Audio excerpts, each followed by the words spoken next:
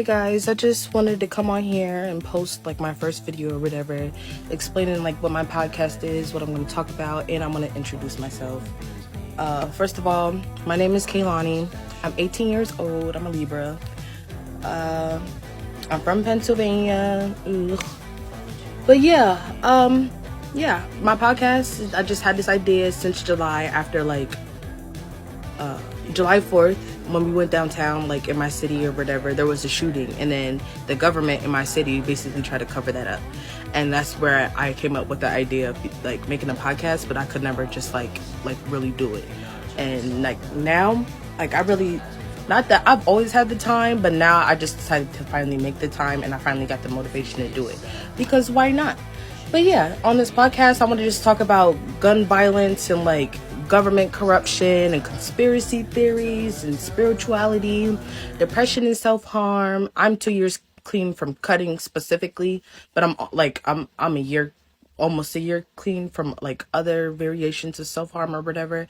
I want to talk about daddy issues in like African American households, not even just households, like the family and like just everything. Like I can talk about everything. I like to say that I've been through like almost everything. Not almost everything, but like yeah. And I also want to talk about like how to start your own business or whatever, or like just take y'all through the process of that, even though I don't know how to do it myself yet. But like when I learn, I want to talk about it. I want to talk about everything. I want to talk about traveling and like my ambitions, like talking about myself, but helping other people with their problems also. But yeah, so yes, I hope you guys stay tuned in. And yeah, before I get into all the topics like in my podcast or whatever, and start really like getting into really what I want to get into or whatever, I want to give a backstory on myself. um I grew up in Pennsylvania. I grew up with a single mother, and she really wasn't single. Like she did have somebody or whatever, but like majority of our memories, it's just me and her. Like the person she was with at the time, or had the people, whatever. Yeah. um I really don't see them much in my memories or whatever, but I don't know. That doesn't even matter. But yeah, so yeah, my dad wasn't really around. He only really showed up at my third birthday party, and then that was it. Never saw him again after that. I was sexually assaulted when I was 6. Um, maybe yeah, that's when it all started or whatever, like that stuff or whatever. And then like as I grew older, like it was still happening throughout the years or whatever.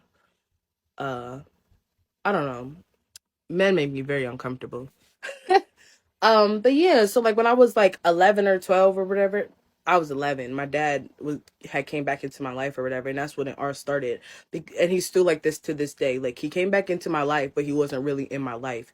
And like when I had to be around him, and I feel like it's still kind of like this now. He has this baby mom or whatever that'll call him, and then like he'll shut me up like I'm the side chick or something, and that's not cool at all. Because I'm your daughter, I'm your family. You shouldn't have to hide me. And I also But it's like I also get where he would come from or whatever. I don't know. It's a long story. I also got where he would come from though, because like um because of the situation they were in or whatever. I don't know. It's weird, and I feel like she is manipulating him, because it's still happening to this day. And now I'm 18 years old, so like that's some bullshit. Um. Anyway, so yeah, like that was one of the main triggers of like my depression when I it was like late 2017 when I was 11.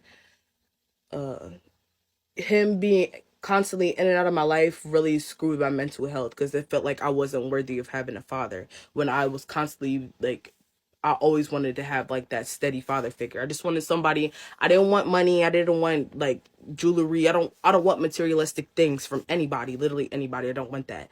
I always just wanted that bond that I could have, that everybody, or who I knew everybody else had, like with their dad. Like when I would go over a friend's house or whatever, and I would meet their dad, I would take like, I don't know what the word is, but like I would like really like their dad. Like oh, your dad is my dad. Like I would have that mindset, you know?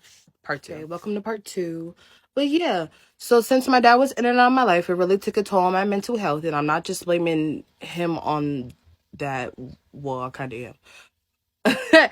Anyways, but yeah, so like that was the main source of my depression or whatever. And like when I really started to get depressed, like I started acting out. Like I did some odd things. Like, well, not odd. I don't think it was really that odd though. Like, I don't know. I used to go on Omegle and I used to show men like my body, even though I was underage, didn't care. Like any attention from a man that I could get 24/7, like I would entertain that at the end of the day. I was on Snapchat, I was on Omegle, I was on IMView, I was on WeWorld, I was on Kick, I was on Messenger, I was on every single thing that I could be on to get that male attention. Like I was even on this live streaming app called, what is it? There was Friend Life and there was You Now. I used to be on those too. Just for that male attention, just for that comfort that I should be getting from my father or a father figure or whatever. Um but yeah, so like that took a big toll on me and I started like just feeling myself like feeling like super, I don't know if it's necessarily sexual or whatever, like hypersexual, I guess. Like, I don't know, I just wanted that attention. I wanted them to tell me I was pretty. I wanted them to be like, "Oh, I like your body," and this, that, and the third. And now I get that to this day, and I don't like it. Like, it makes me want to throw up. If I don't like you, if I'm not romantically attracted to you, do not compliment me because I will ignore you, or I will laugh in your face, or just say some out of pocket stuff like, "Why are you talking to me?"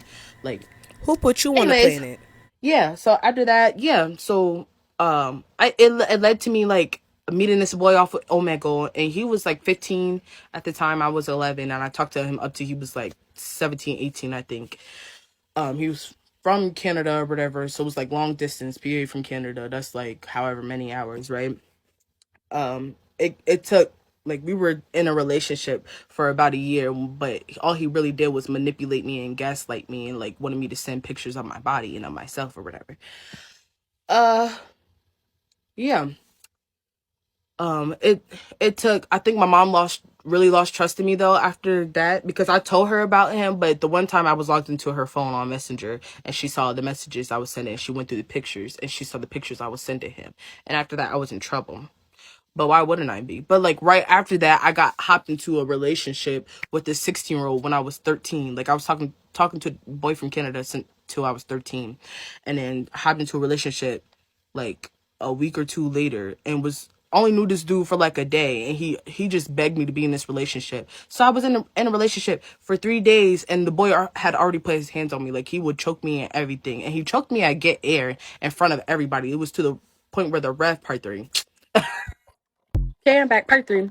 But yeah, it was to the point where the ref at Get Air was just like, get your hands off of her. Like right in front of my cousins, right in front of the people at Get Air, right in front of the workers at Get Air, right in front of everybody. He was just choking me up like it was nothing. And it was to the point I was scared. Like my mom didn't know about this secret relationship or whatever, even though it only had been 3 days.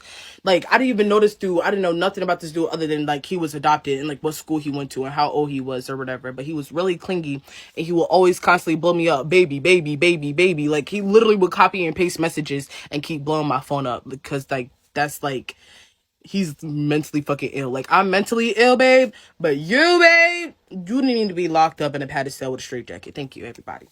Anyways, yes.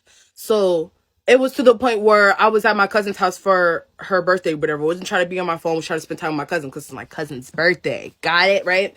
So no, he's blowing me up. He's like, "Why aren't you answering me? Send me your location. I'm popping up to where you're at. This, that, and the third." Mind you, I'm 13. He's 16. Yeah, just blowing me up. And then it was to the point where I finally texted my aunt because he was like, I didn't text my aunt, but I texted. But yeah, I texted him or he texted me and he was like basically he was gonna snitch to me about to my mom or whatever about the relationship because he knew where I live. We would only hang out at the park up the hill from my house, so like he knew where I live. He would always try to walk me home. Like he was really weird. Like I don't know how to explain. Like he was super weird and manipulative. I was like, that's cool. I'll tell her myself, right? So I told my aunt first, and then she was like, yeah, you definitely need to tell your mom because he's weird. Told my mom, and yeah, I did get in trouble. I got my phone taken away for like a year after that, but it was worth it because it's better than me putting myself through something that I didn't or shouldn't be putting myself through. At the end of the day, I was only 13. Like that wasn't love. It was never even love. Didn't even like dude like that for real. Just wanted the attention. And it's not that, it's never that serious to get attention from anybody. And if any of you need attention from somebody, get it from me because it's only going to be positive energy and positive attention. No weird nothing. Like I got you for real. Anyways, but yeah, I had my phone taken away for months after that. Could barely see anybody, only like my cousin and then like maybe like my best friend at the time, if I even had a best friend at the time. I can remember. But yeah, mainly it was only me and my cousin for real, right? I don't know. It was just really weird after that. But yeah, after that, I started getting super depressed. And like, that's when I started self harming. Like, I had heard about it and like seen it, but I never tried it myself. So like, but like, I had one time I got like super angry and I got this urge to just like, uh, four. I don't know. I really wish like the friends that like I had like later on in my life or whatever, I really wish I had them like at the time I was super depressed. But at the same time, if I had them at the time I was super depressed, I wouldn't be who I am today at all. So, but yeah, like I just really wish I had somebody to tell me like cuz I was going to therapy at the time, but like the therapist, she wasn't really like, I couldn't talk to her how I really wanted to talk to her. Like, I wanted to be like, and this fucking bitch, and this, that, and the third, and really be myself, and like be able to cry and laugh too hard, and this, that, and the third. Like, I wanted to be like that with her, but she just went strictly by the book for real. But it was to the point where I got so depressed. Like, me and my mom always got into like arguments, and we always fought, and like, it was just really bad. Like me and her were like physically fight, not like just like arguing or nothing. Like we will fight, like. We only like officially fought like 2-3 times though. Like, sorry, mom, to put you on the spot if you're listening to this, but yeah. Um, After that, I like it was like a year and a half into like therapy or whatever, and like I felt like I was getting worse, and like I wanted to admit myself. And at the time, my cousin was like my only tranquility. Like I will always hang out with her for real. But me, it was kind of hard though to heal because I'm trying to heal when I'm with her, but she's also going through the same exact thing that I'm going through. Like, so like it was really hard. So like it was to the point where I ended up going to an outpatient facility or whatever. And like I loved it. I was only there for a week and like I didn't think I shouldn't really compare myself to other people, but I didn't really think I was as like depressed as everybody else there. Like some people would break down crying or like have their moments or whatever, but me, I was just fine. Like I think it was more so because I was cyber schooled. I was cyber schooled ever since 4th grade, so like am a social butterfly. I love talking, so like, and I love hanging out with people and expressing myself and communicating and this, that, and third. I love giving my good energy to other people because I feel like at least most people deserve that good energy, like especially if they don't get it from anywhere else. Like I'm here to give that to you, babe. Like, so yeah, like I don't know, I really enjoyed myself at Phil Haven and the food was busting. Like I don't know, I don't know, it was really good. 10 out of 10. I mean, I wouldn't recommend it, but like the food, I would recommend it. Like Amish people can cook for real. Anyways, that's besides the point. Anyways. Yeah. So like that's just like yeah, what led up to now, almost now, right? So like let me give you like the backstory, like the last time like I self-harmed, like to why I am the way I am today, like the main part. Part 5, please. Mwah. But yeah, so let me take you like I don't know. But basically, before 2020, 2018, met this boy. Thought he was so in love with me. I was like head over heels for this boy.